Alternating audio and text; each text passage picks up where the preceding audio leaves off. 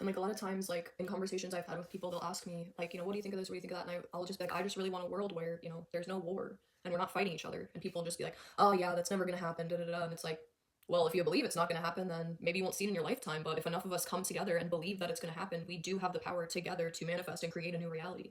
If humans can individually manifest in their own lives, then we can manifest as a collective, all of us together. Imagine the power of multiple people thinking of a future that's peaceful. Like it's such a like it could literally bring tears to my eyes, like even thinking about it. It's such a beautiful thought that that could be our future and that all of us could strive for that. It is a possibility if we embrace it. I think another thing to be aware of is how people project. And I mean this from a psychological standpoint, but for me, I experience it as a very spiritual or energetic thing as well. Think of a projection as a bubble that someone carries around with them. Like they're inside this bubble constantly. And this bubble is basically what they believe or what they think about the world or what they think about themselves. And so this person brings their bubble into a conversation with you and they're like, this is how the world is. It's not going to change. It's been this way as long as I've been alive. This is the only way it is. And you have a choice in that moment. Excuse me. You have a choice in that moment. You can either hop into their bubble with them and go into their reality and accept their reality as truth, which a lot of people will do, or you can be stronger than their projection and you don't have to fight their projection, but you can hold a different space, a different bubble for yourself where you do see a better future. And you're also doing them a favor because you're not pushing energy and force holding them into their own projection. So I want to talk about thinking freely. And I feel like this is something that is not discussed in mainstream society. Like it is and it isn't. And I'm going to start with this quote. People demand freedom of speech as a compensation for the freedom of thought, which they seldom use. I think freedom of thought is really important. And I think that being able to think in a way that emphasizes neutrality is a strength. And I'm going to tell you why. To be connected to the divine in this physical realm, to understand that there's a balance that's occurring, that we do live in a physical reality, that light and dark are a part of it. And to me, as somebody who is a spiritual person, I personally believe that everything emanates through one energy field. And because of that, I believe that the darkness and light are two sides of the same coin. I believe that everything in existence radiates from the Most High, from Source, from the universe, whatever word you want to use.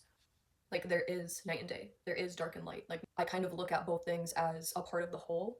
And what I believe is that everything emanates from one energy source. So if God is in everything and everything emanates from that energy source, which we call God, then the dark and the light are both in that. And they're both two sides of the same coin. For me, like I went through a lot of things that were difficult and things that I wouldn't have, like wished upon anyone.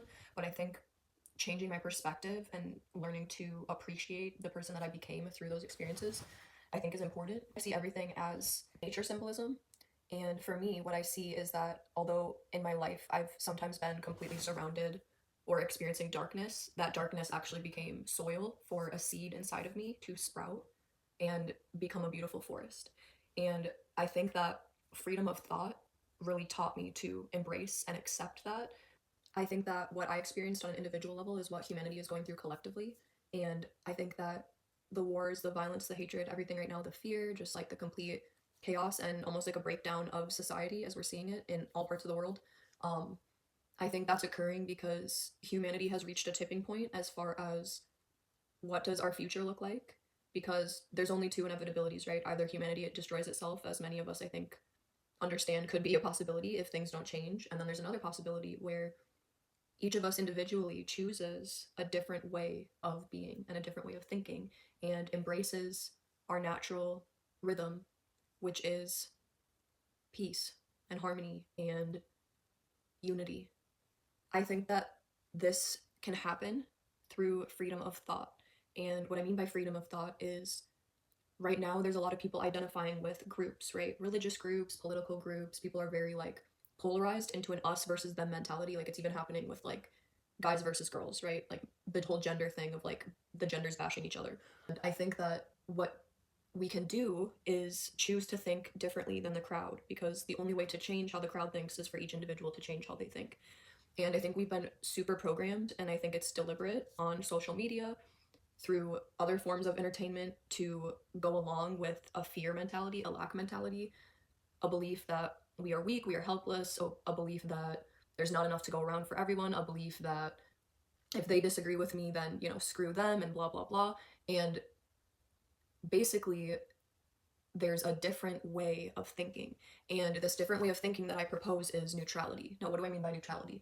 So for me, I don't practice a specific religion. I borrow from many different spiritual traditions. I'm politically neutral. I don't identify with either political group. I personally walk my own path. And I do this because neutrality allows me to hold two conflicting viewpoints at once and find truth in both.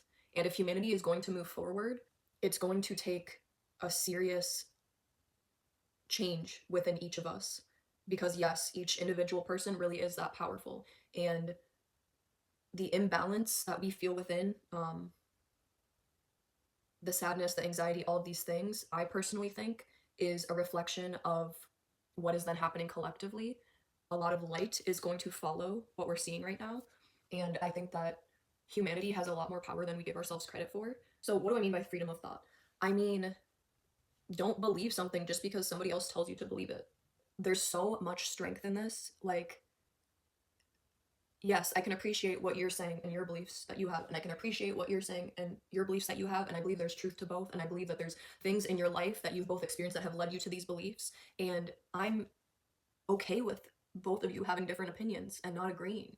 And I'll give you some examples of thoughts that are, I believe, programmed into us through social media and other means to basically get us into like a matrix mentality. Like this whole like high value man or high value woman, the whole thing, sorry, I don't mean to laugh, but if you came to Earth and you're living on Earth as a human, you have value. That's the only requirement. There's no other anything. You have value because you carry a divine spark inside of you and you come directly from God. You come directly from source. So you have value no matter what. This idea of getting old.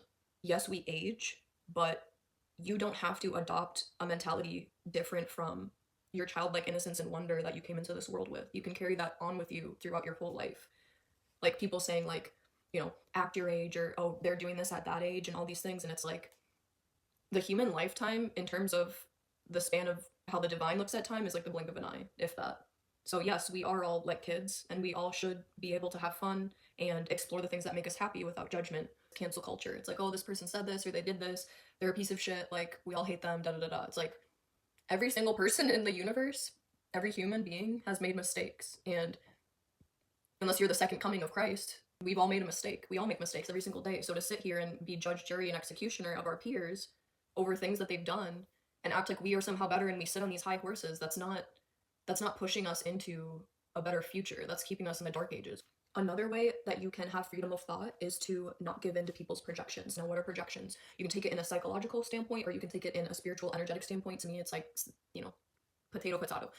The example I'm going to give is somebody's projecting, like, meaning they live in a bubble and they carry this bubble around with them everywhere. And it's basically their own little mini reality that they live in constantly. And everything that they see or hear or think is filtered through this bubble.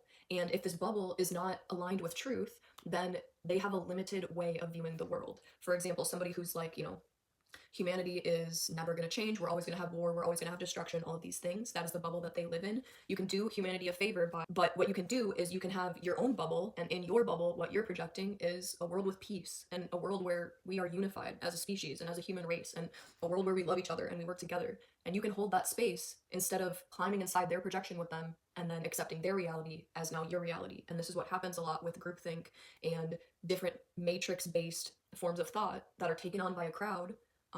Humanity's never going to change. You're only high value if you have this amount in your bank account, or you look like this, or you were born into this type of family, or whatever people say. Those are things that you don't have to buy into. You have a choice to think in a different way. And the more you think in your own way, you are creating what I call glitches in the matrix, because you are creating a space, an energetic field that allows for change to occur through you into the physical reality. And the more people think in a way that is free, that is authentic and true to who they are, the more and more that energy builds and builds and builds. And just like we have the matrix, we then have a field of energy that's outside of the matrix. And the energy that's outside of the matrix is 100 times more powerful than the people that are stuck within it. And it's not because those people themselves don't have power, it's that they're giving their power to the matrix. They're feeding the matrix, they're living in fear, lack mentality, scarcity mindset, etc., and they accept their projections, they accept the matrix as truth. And that's why freedom of thought, I'm going to drill it in a million times, that's why freedom of thought is so important. If you want a better future, then start thinking of a better future, because it starts with you. It's not going to change by us just sitting around and feeling helpless and being like, you know, this problem is way too big for me, I can't have an impact. Yes, you can. If you come to peace within yourself, then you start to spread peace around the world, because that's how powerful you are. That's how powerful you are.